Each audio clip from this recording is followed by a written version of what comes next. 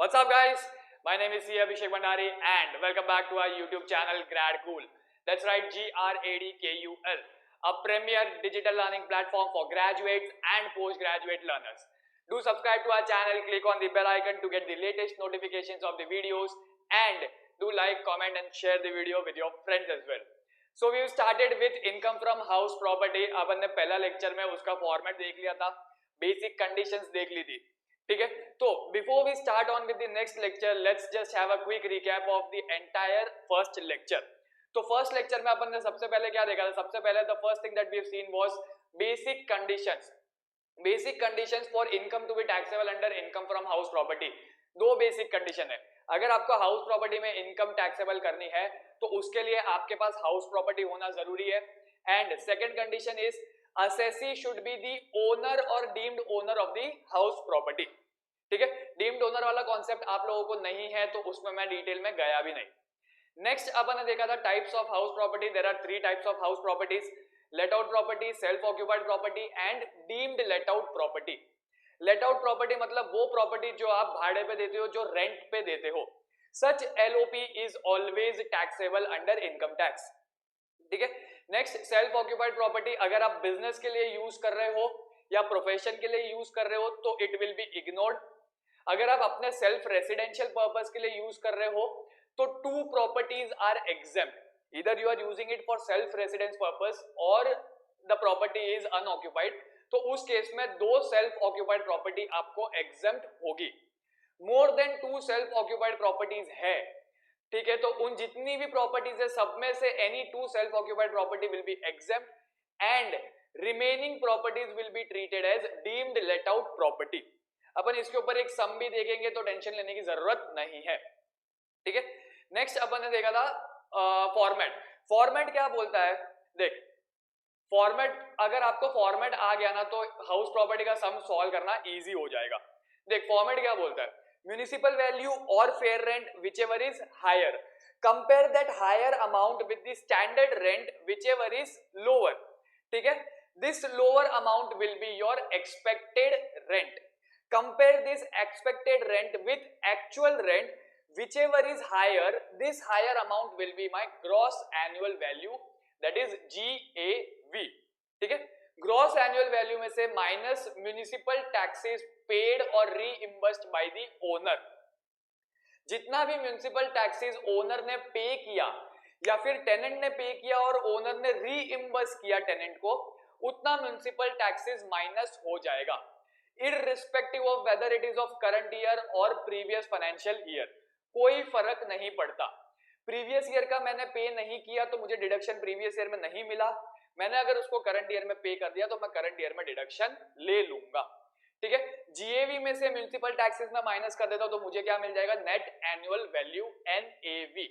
NAV में से अपन standard deduction minus करेंगे, इंटरेस्ट माइनस करेंगे and arrears and unrealised rent add back कर देंगे, ठीक है। एनएवी तक अपन ने देखा था। इसके नीचे वाला पार्ट अपन थोड़ी देर में देखेंगे। वो स्टार्ट करने से पहले let's just check out the other notes. देख, नोट्स नीचे क्या क्या बोलता है। सबसे पहला जो तुम्हारा एक्चुअल रेंट है, ठीक है, द फर्स्ट नोट इज जो तुम्हारा एक्चुअल रेंट है। What is actual rent? Actual rent मतलब वो रेंट जो आपको एक्चुअली मिला या फिर इट इज रिसीवेबल जो आपको एक्चुअली मिलने वाला है, ठीक है। एक्चुअल रेंट मतलब वो रेंट जो आपको एक्चुअली मिला या आपको एक्चुअली मिलने वाला है। रेंट रिसीव्ड और रिसीवेबल माइनस दी अनरियलाइज्ड रेंट। एक्चुअल रेंट मतलब रेंट रिसीव्ड और receivable minus unrealised rent. Unrealised rent मतलब वो रेंट जो आपको नहीं मिला या नहीं मिलेगा। It is as good as bad debts, ठीक है। बैड डेट्स क्या होता है? डेटर्स होते हैं, डेटर्स से पैसा मिलने वाला होता है। वो पैसा जो डेटर्स से नहीं मिला that is called bad debts. Unrealised rent भी वैसा ही है, रेंट मिलने वाला था लेकिन नहीं मिला। समझ में आया? ठीक है। इसके अंदर है ना 2 कॉन्सेप्ट है, एक अनरियलाइज्ड रेंट और दूसरा है अनरियलाइज्ड या अरियर्स ऑफ रेंट रिकवर्ड। वो रिकवर्ड वाला पार्ट अपन बाद में देखेंगे। अनरियलाइज्ड रेंट खाली दिखता है ना आपको, ओनली अनरियलाइज्ड रेंट, तो वो आपका एक्चुअल रेंट रिसीव्ड या रिसीवेबल में से माइनस हो जाएगा। गिला क्या? ठीक है, एक्चुअल रेंट मतलब क्या? एक्चुअल रेंट मतलब रेंट रिसीव्ड और रिसीवेबल लेस अनरियलाइज्ड। क्लियर है? ठीक है, नेक्स्ट इसके अंदर एक छोटा सा कॉन्सेप्ट है, दैट इज वेकेंसी रेंट। छोटा सा माइनर कॉन्सेप्ट है वेकेंसी रेंट। वेकेंसी रेंट मतलब क्या? वेकेंसी रेंट मतलब दैट पार्ट ऑफ प्रॉपर्टी या that part of period for which the property was vacant. ठीक है, 12 महीने का टाइम है, मान ले मेरा 3 महीने तक प्रॉपर्टी वेकेंट था। वेकेंट मतलब एम्प्टी था, वहां पर कोई भी रेंट पे नहीं रह रहा था। ठीक है, 3 महीने के लिए मेरा प्रॉपर्टी वेकेंट था, मतलब मुझे रेंट 3 महीने का जो मिल सकता था वो नहीं मिला। समझ में आया?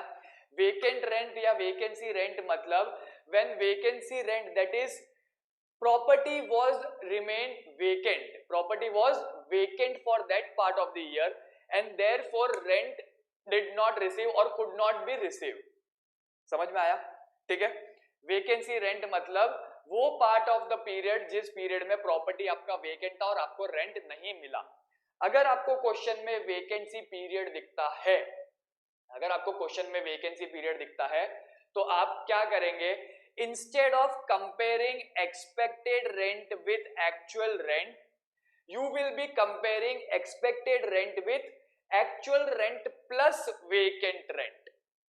अगर आपको क्वेश्चन में वेकेंसी रेंट या वेकेंसी पीरियड दिखता है, then instead of comparing expected rent with actual rent, you will be comparing expected rent with actual rent plus vacancy rent।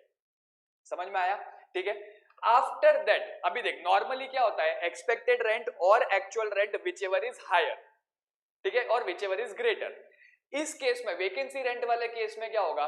Expected rent और actual rent plus vacancy rent whichever is greater. Therefore if actual rent plus vacancy rent is greater than expected rent, again if actual rent plus vacancy rent is greater than expected rent, then actual rent will be my GAV। वापस, if actual rent plus vacancy rent is greater than or equal to expected rent, then actual rent will be my GAV। ठीक है, इसका एक example देखते हैं। ये देख, first example ए क्या बोलता है, देख, monthly rent is ₹20,000 per month, this is my rent receivable, this is my rent receivable. कितना है rent receivable? 20,000 per month. Expected rent आपने ढूंढ लिया, कितना आपको मिला? 1,92,000। सॉरी, आपको एक्सपेक्टेड रेंट कितना मिला? 1,92,000। क्वेश्चन में आपको क्या बोला है? That your property was vacant for 3 months. Vacancy period कितना है? 3 मंथ्स। ठीक है, अभी देख एक्चुअल रेंट कितना होगा? 20,000 पर मंथ इंटू 9 मंथ्स। क्यों? क्योंकि 3 महीने के लिए प्रॉपर्टी वेकेंट था, तो ऑक्यूपाइड कितने महीने के लिए था? 9 मंथ्स के लिए। देयरफॉर एक्चुअल रेंट कितना हो गया? 20,000 इंटू 9 मंथ, दैट इज 1,80,000।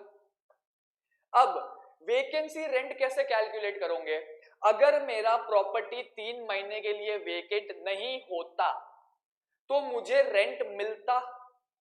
अगर मेरा प्रॉपर्टी 3 महीने के लिए वेकेंट नहीं होता तो मुझे रेंट मिलता। कितना रेंट मिलता? 20,000 पर मंथ के हिसाब से 60,000 का। देयरफॉर वेकेंसी रेंट कितना हो गया? 60,000। ठीक है, यही 60,000 अगर मेरा प्रॉपर्टी वेकेंट नहीं होता तो मुझे एक्चुअली रेंट मिल जाता। देयरफॉर 20,000 इंटू 12 मंथ्स होता।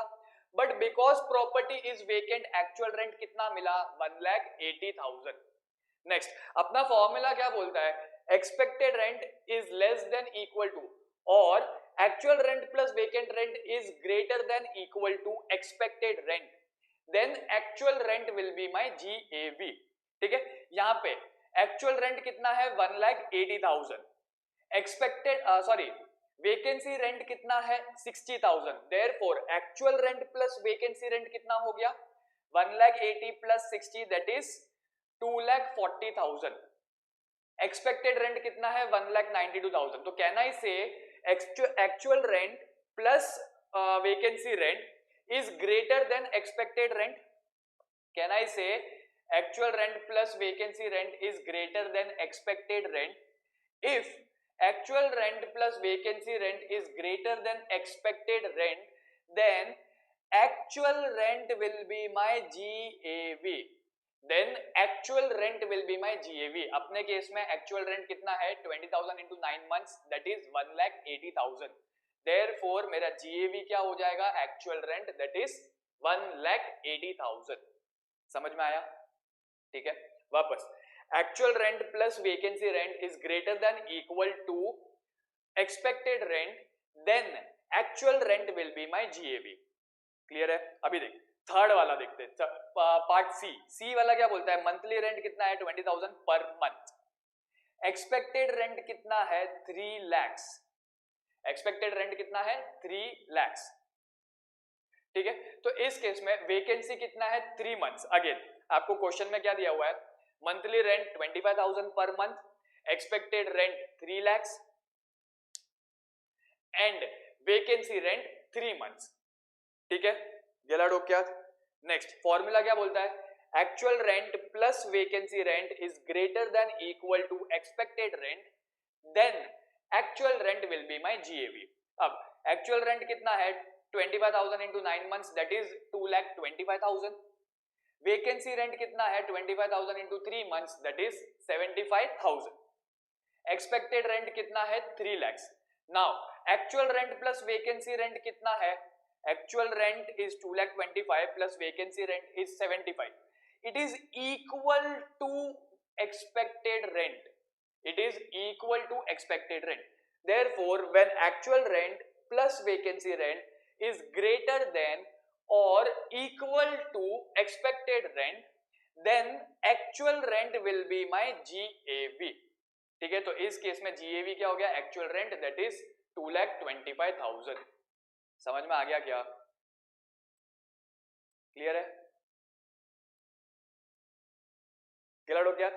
नेक्स्ट वेकेंसी रेंट में नेक्स्ट वाला पार्ट क्या बोलता है, if expected rent is greater than actual rent plus vacancy rent, if expected rent is greater than actual rent plus vacancy rent, इस case में expected rent will be my GAV. If expected rent is greater than actual rent plus vacancy rent, then expected rent will be my GAV, gross annual value. Clear है? ठीक है, इसका देखिए illustration क्या बोलता है, monthly rent is ₹10,000 per month, expected rent आपको question में से मिल गया 1,92,000 का, vacancy period is again 3 months. ठीक है, तो एक्चुअल रेंट कितना हो जाएगा 10,000 into 9 months, that is 90,000. Vacancy rent कितना हो जाएगा 10,000 into 3 months, that is 30,000. तो actual rent plus vacancy rent कितना हो गया 90,000 plus 30,000, 1,20,000. 1,20,000 is clearly less than 1,92,000. Therefore, in this case, expected rent is greater than actual rent plus vacancy rent. Expected rent is greater than actual rent plus vacancy rent. When expected rent is greater than actual rent plus vacancy rent, उस case में expected rent will be my GAV. मेरा GAV क्या हो जाएगा, expected rent, therefore GAV will be 1,92,000. समझ में आ गया? अपन इसके ऊपर भी सम देखेंगे, जितने भी कॉन्सेप्ट अपन कर रहे हैं ना, सारे कॉन्सेप्ट पे अपन इलस्ट्रेशन देखेंगे. तो यू नीड नॉट वरी कि भैया एग्जाम में मैं कैसे सॉल्व करूंगा, आपको खाली वीडियोस देखते जाने हैं, आपको सारे कॉन्सेप्ट्स पे सम्स मिल जाएंगे, प्रैक्टिकल अप्रोच भी मिल जाएगा. क्लियर है? ठीक है, तो एक्चुअल रेंट में आपको इश्यू नहीं होना चाहिए. एक्चुअल रेंट क्या है, रेंट रिसीव्ड और receivable less unrealised rent. Vacancy rent में आपको इश्यू नहीं होना चाहिए. वेकेंसी रेंट में all you have to do is, question में ये फाइंड आउट करना है कि भैया वेकेंसी पीरियड कितना है, उस वेकेंसी पीरियड को एक्चुअल रेंट से मल्टीप्लाई कर दोगे तो आपको वेकेंट रेंट मिल जाएगा. All you have to check is whether the formula is applicable or not. Expected rent is greater than actual rent plus vacancy rent, then expected rent will be my GAV. Expected rent is less than equal to actual rent plus vacancy rent, then actual rent will be my GAV. समझ में आ गया? ठीक है, खाली comparison purpose के लिए vacancy rent use होगा, table में नहीं आएगा. क्यों नहीं आएगा? क्योंकि वो एक्चुअली नहीं मिला. गिला डो क्या? ठीक है, next What if the property is held as stock in trade? What if the property is held as stock in trade? अगर आपका SIT बिजनेस का है, then annual value of such property will be nil. Will be taxable. अगर आपका property business का है, business में अगर आपने हाउस प्रॉपर्टी बताया as a stock in trade, then उस केस में it will be taxable under house property. Annual value of such property shall be chargeable to tax under income from house property. देख, confuse नहीं होना. Self occupied property used for business purpose, that property will be ignored. वापस बोल रहा हूं, self occupied property used for business purpose, it will be ignored. But business है, उसमें मैं अगर प्रॉपर्टी बता रहा हूं as a stock in trade, then such property will be taxable under house property. दोनों के बीच का डिफरेंस समझा? एक मेरा सेल्फ ऑक्यूपाइड प्रॉपर्टी है जो मैं बिजनेस के लिए यूज कर रहा हूं, दूसरा मेरा बिजनेस है प्रॉपर्टीज का. ठीक है, तो दोनों केस अलग अलग हो जाते हैं. पहले वाले केस में वो मेरा सेल्फ ऑक्यूपाइड प्रॉपर्टी है जो मैं बिजनेस में यूज कर रहा हूं, इसीलिए इग्नोर हो गया. दूसरे वाले केस में मैं प्रॉपर्टी में डील करता हूं, I am the dealer in the property, therefore वो प्रॉपर्टी मेरा स्टॉक इन ट्रेड हो गया. If the property is held as stock in trade of the business, then such property will be chargeable to tax. ठीक है, next. However, annual value of such stock in trade will be nil for the period of 2 years from the end of the financial year in which certificate of completion, that is COC of the construction, is obtained, and such property is not let out during the period. अभी देख, मैं deal करता हूं properties में, property मेरा stock in trade है, तो मेरे पास जैसे ही प्रॉपर्टी का कंस्ट्रक्शन कंप्लीट हो गया और उसका सर्टिफिकेट आ गया कंप्लीशन का, I will be having 2 years from the end of the financial year to sell off that property and treat it as business income. I will be having 2 years to sell off that property and treat it as business income. अगर मैंने 2 साल तक उसको बेच दिया, ठीक है, तो जब तक मेरे पास वो प्रॉपर्टी पड़ा है उसका एनुअल वैल्यू नील रहेगा. आफ्टर 2 years उसका एनुअल वैल्यू हाउस प्रॉपर्टी में टैक्सेबल होना चालू हो जाएगा. देख, आपके सामने स्क्रीन पे आपको ये दिख रहा होगा. ठीक है, अपन इसको ना वर्किंग में देखते हैं कैसे होगा ये. क्या बोला है, मेरे पास है ना स्टॉक इन ट्रेड है, मेरे पास एक स्टॉक इन ट्रेड पड़ा है, ठीक है, बिजनेस का. अब मेरे पास दो ऑप्शन है, मेरे को इसका COC मिलता है, मान ले इसका COC मिला मुझे, नहीं, कंप्लीशन कंस्ट्रक्शन कंप्लीट हुआ, कंस्ट्रक्शन कंप्लीटेड ऑन 14 Feb 2018. ठीक है, इसका कंस्ट्रक्शन कंप्लीट हुआ 14 Feb 2018 में. देयरफॉर ये कौन सा फाइनेंशियल ईयर आ गया? ये आ गया आपका फाइनेंशियल ईयर 2017-18. ये आपका फाइनेंशियल ईयर कौन सा आ गया? 2017-18. ठीक है, कंस्ट्रक्शन कंप्लीट हो गया, मुझे COC मिल गया, COC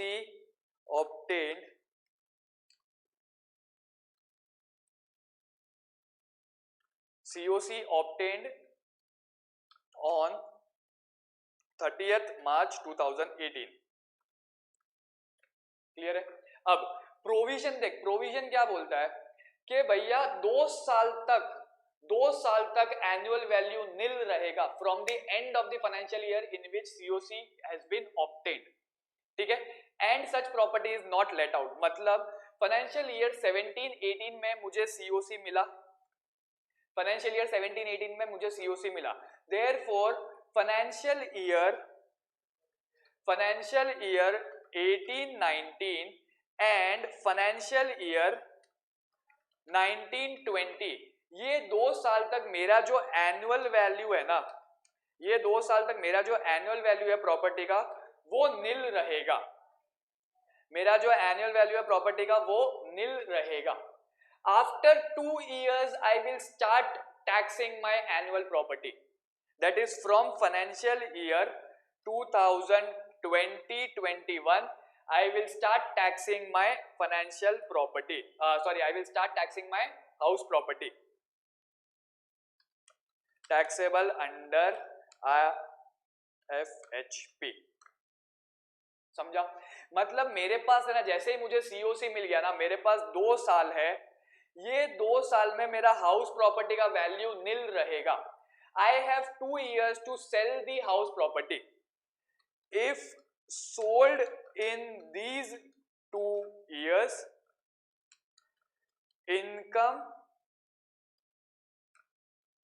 income shall be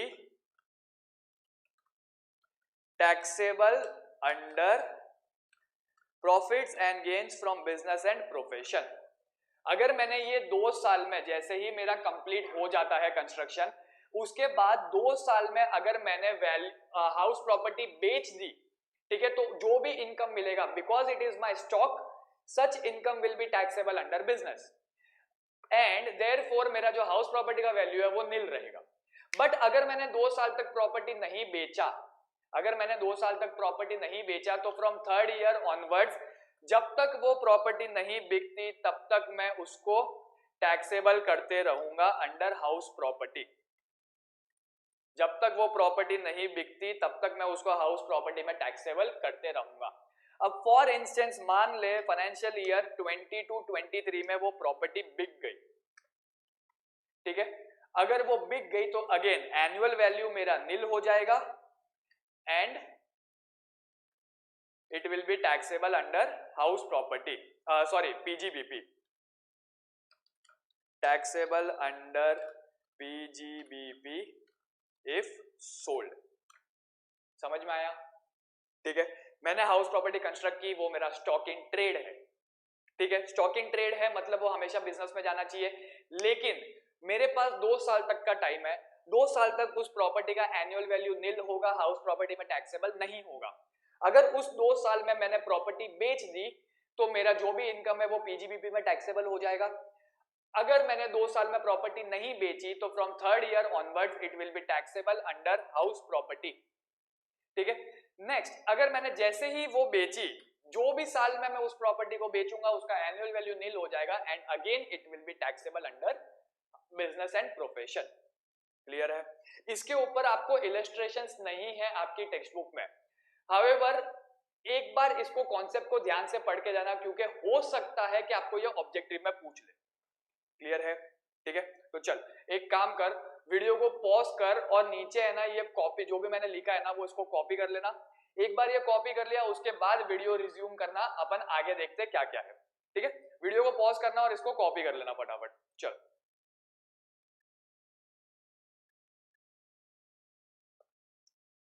चलो लिख लिया, नेक्स्ट देख, अभी आगे देख क्या बोला है। म्यूनिसिपल टैक्सेस, अगर आपने नोटिस किया होगा तो म्यूनिसिपल टैक्सेस के अलावा जितने भी एक्सपेंसेस है ना वो सारे के सारे एक्सपेंसेस आप इग्नोर कर देते हो। इंश्योरेंस हो गया इग्नोर, रिपेयर्स का खर्चा हो गया इग्नोर, ठीक है, आपने ग्राउंड रेंट पे किया इग्नोर, आपने इलेक्ट्रिसिटी पे किया इग्नोर, मेंटेनेंस चार्जेस पे कर रहे हो इग्नोर। जितने भी एक्सपेंसेस है अदर देन म्यूनिसिपल टैक्सेस, सारे के सारे expenses will be ignored, IGNORED in Capitals, ठीक है। खाली आपको म्यूनिसिपल टैक्सेस का ही डिडक्शन मिलेगा। अब municipal taxes are also known as house tax, property tax, local tax etcetera.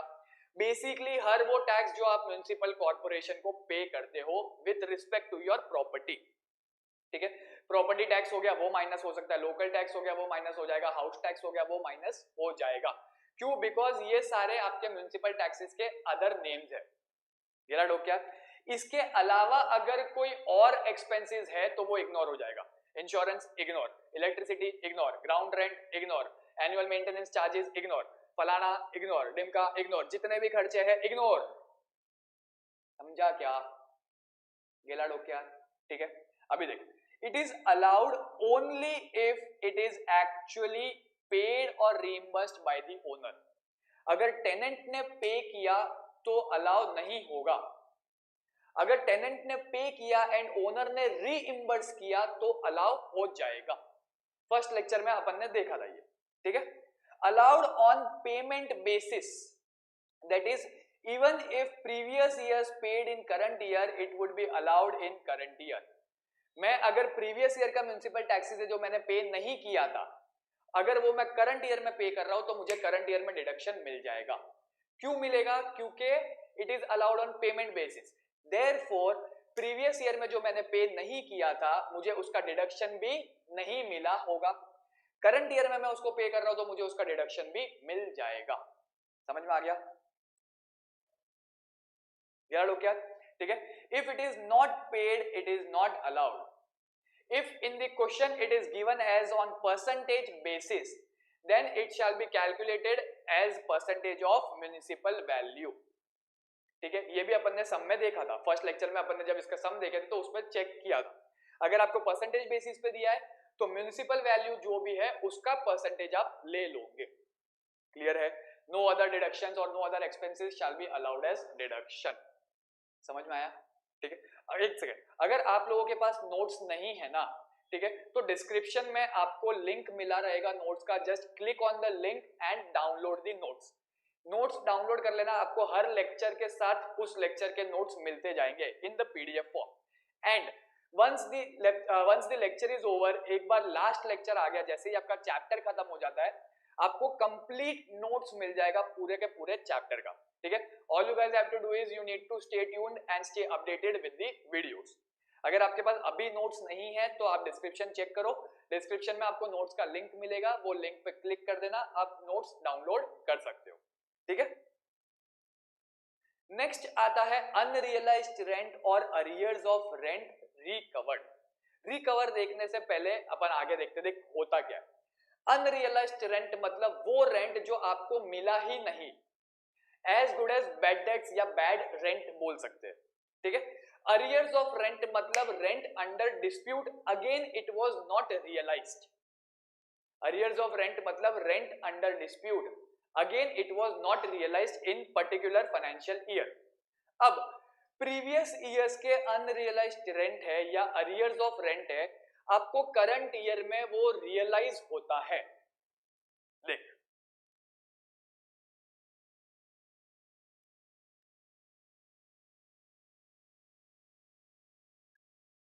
एक एग्जांपल देख लेते हैं। Previous year 2017-18, previous year 18-19, previous year 19-20, previous year 19-20। ठीक है। आपके पास है unrealised rent and unrealised rent recovered.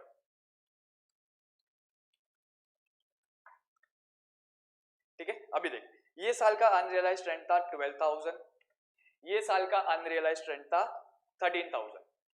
आपको टोटल 25,000 में से ये साल आपको रेंट रियलाइज हुआ 20,000। ठीक है। फॉर्मेट अगर आप ध्यान में रखोगे ना, फॉर्मेट अगर आप याद करोगे तो एक्चुअल रेंट क्या बोलता था? Actual rent is rent received और रिसीवेबल माइनस अनरियलाइज्ड रेंट।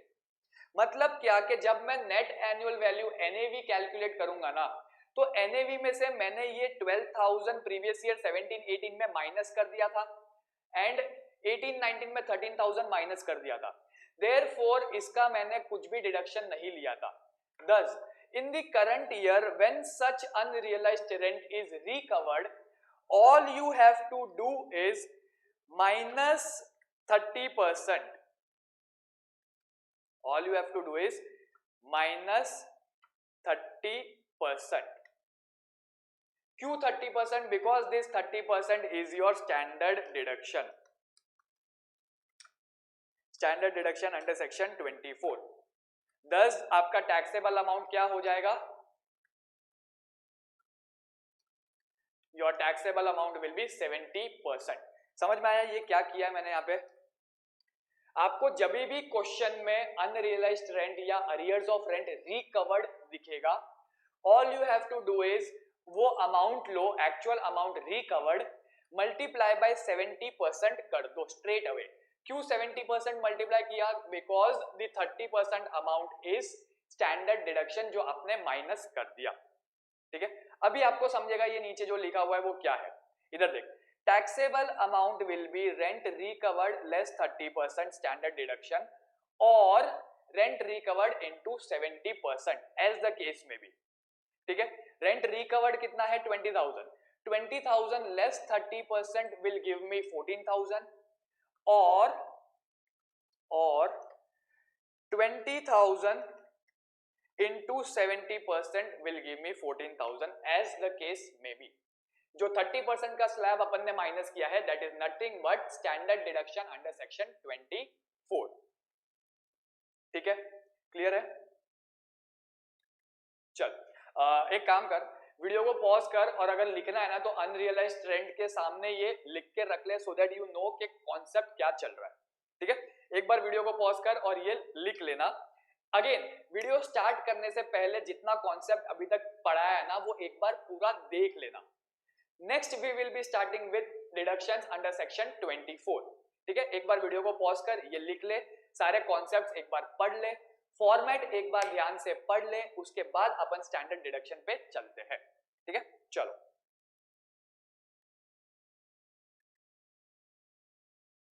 चल लिख लिया, फॉर्मेट पढ़ लिया, आई होप आप लोगों ने पढ़ लिया, अगर नहीं पढ़ा तो एक बार वापस देख लेते। देख फॉर्मेट में बार बार इसीलिए करवा रहा हूं क्योंकि जितनी बार आप सुनोगे ना आपके दिमाग में वो बैठ जाना चाहिए।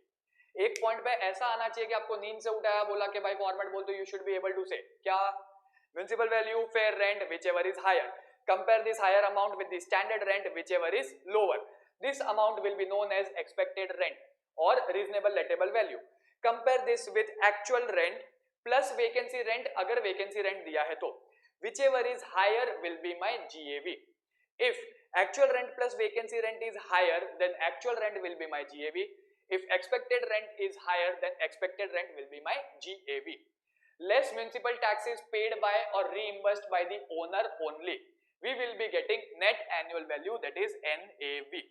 NAV तक अपन ने देखा था। ठीक है, नेक्स्ट अपन देखेंगे स्टैंडर्ड डिडक्शन। हो ना भाई, अटक गया क्या? NAV तक अपन ने देखा, next is standard deduction. Standard deduction under section 24। Section याद रखना, अगर सेक्शन कोट करोगे एग्जाम में तो अच्छा है, एक अच्छा इंप्रेशन मिल जाएगा। मैं सारे सेक्शन आपको नहीं बोल रहा याद रखने के लिए, लेकिन जो जो चैप्टर के अंदर कुछ स्पेसिफिक सेक्शंस है वो सेक्शंस मैं आपको जरूर बोलूंगा कि आप याद रखो अगर हो सके तो। इन एनी केस गलत सेक्शन लिखना नहीं। ठीक है, चल डिडक्शन अंडर सेक्शन 24 क्या बोलता है? First deduction is 30% of NAV। आपको जो भी NAV मिलेगा उस NAV का 30% माइनस कर देना straight away.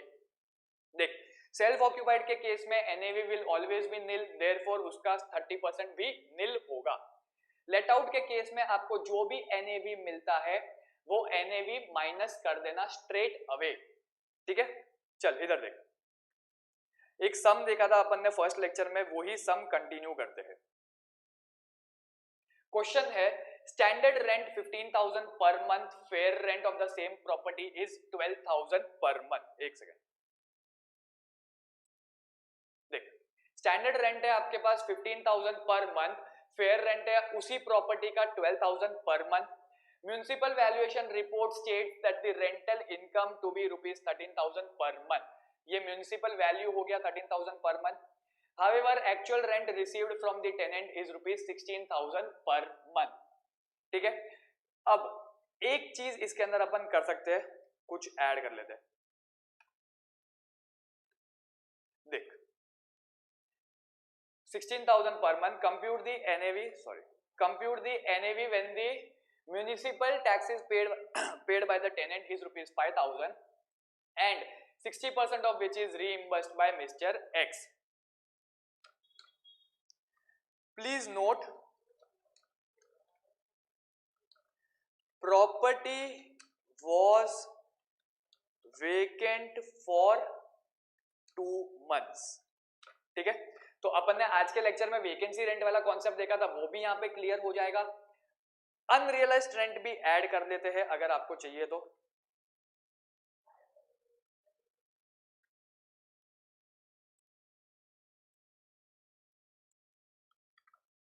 Also unrealized rent of previous year 2017-18 was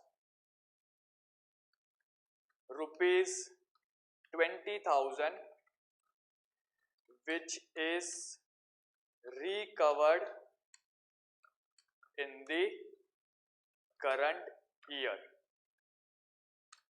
ठीक है, ये हो गया आपका अनरियलाइज्ड रेंट रिकवर्ड. अभी देखो म्युनिसिपल वैल्यू कितना है 13,000 per month, therefore 13,000 into 12 months will give me 1,56,000. Next fair rent कितना है 12,000 per month, therefore 12,000 into 12 will give me 1,44,000. दोनों में से म्युनिसिपल वैल्यू और fair rent whichever is higher, higher amount कौन सा है 1,56,000, ये ले लिया. स्टैंडर्ड रेंट कितना है प्रॉपर्टी का 15,000 पर मंथ, तो मल्टीप्लाई कर स्टैंडर्ड रेंट को 15,000 into 12 you will be getting 1,80,000. Compare कर higher amount and standard rent whichever is lower, दोनों में से लोअर कौन सा है 1,56,000, तो this will be my expected rent और reasonable lettable value. Compare this with actual rent plus vacancy rent. अब फॉर्मूला क्या बोलता है फॉर्मूला क्या बोलता है actual rent plus vacancy rent is less than equal to, is greater than equal to expected rent, then actual rent is equal to GAV, otherwise expected rent will be equal to GAV.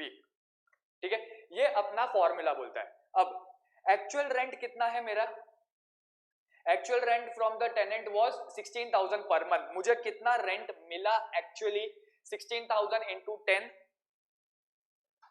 मुझे कितना rent मिला 16,000 into 10,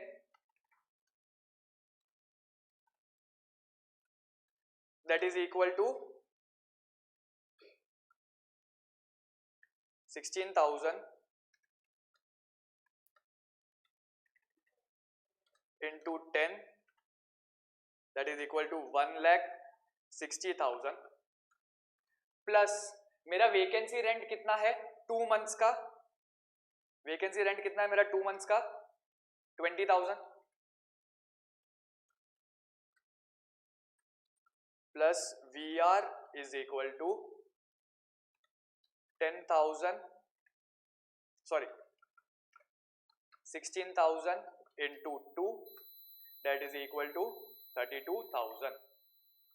ठीक है, therefore मेरा expected rent कितना है 1,56,000, मेरा actual rent plus vacancy rent कितना है 1,92,000, मेरा actual rent plus vacancy rent कितना है 1,92,000. Now since actual rent plus vacancy rent is more than expected rent, my actual rent will be GAV. Actual rent मेरा क्या हो जाएगा GAV. ठीक है, अकॉर्डिंगली यहां पर एक्चुअल रेंट कितना है 1,60,000, देयरफॉर मेरा GAV क्या हो जाएगा 1,60,000. समझ में आया?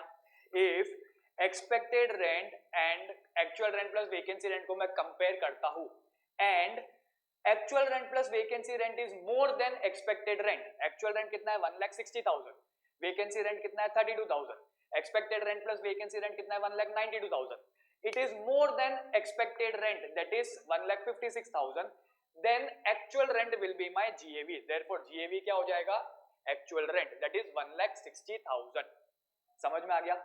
ये मत देखना कि 1,60,000 156 से ज्यादा है इसीलिए लिया है, नहीं, फॉर्मूला में 1,92,000 1,56,000 से ज्यादा है इसीलिए 1,60,000 लिया. समझ में आया?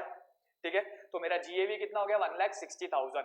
अब म्युनिसिपल टैक्सेस कितना है 5,000, बट उसमें से ओनर ने रीइंबर्स कितना किया 60%, देयरफॉर 5,000 का 60% 3,000 ही माइनस होगा. बैलेंस 2,000 टेनेंट के जेब से गया तो वो खर्चा भी टेनेंट का गेला डोक्यात. ठीक है, 3,000 मैंने माइनस कर दिया, मुझे क्या मिल गया 1,57,000. अब 1,57,000 मेरा क्या है NAV.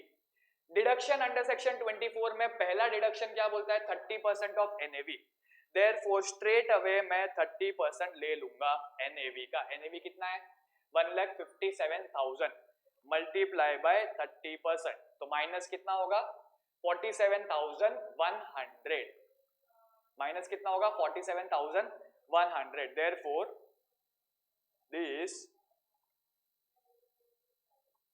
minus this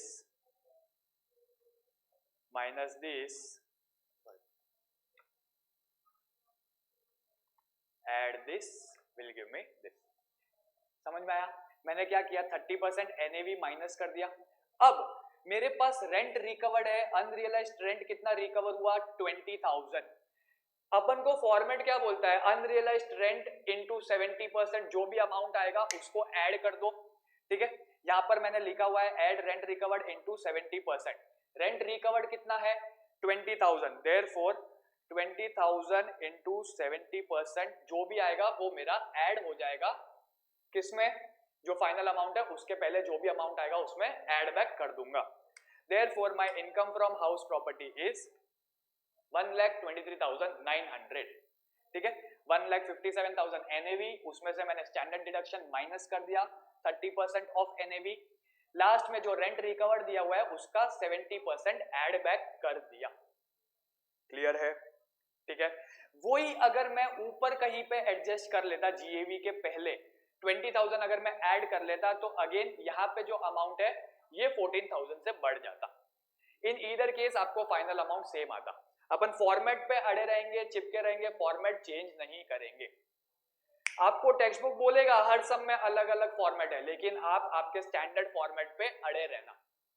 क्लियर है? ठीक है,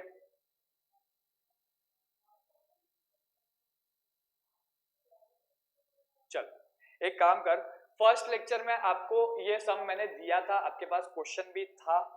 ठीक है, अभी आपके स्क्रीन पे सोल्यूशन दिख रहा है, नीचे वाला पार्ट जो है वो इंपॉर्टेंट है, सोल्यूशन दिख रहा है. ठीक है, वीडियो को एक बार पॉज करना और फटाफट ये सम सॉल्व कर लेना.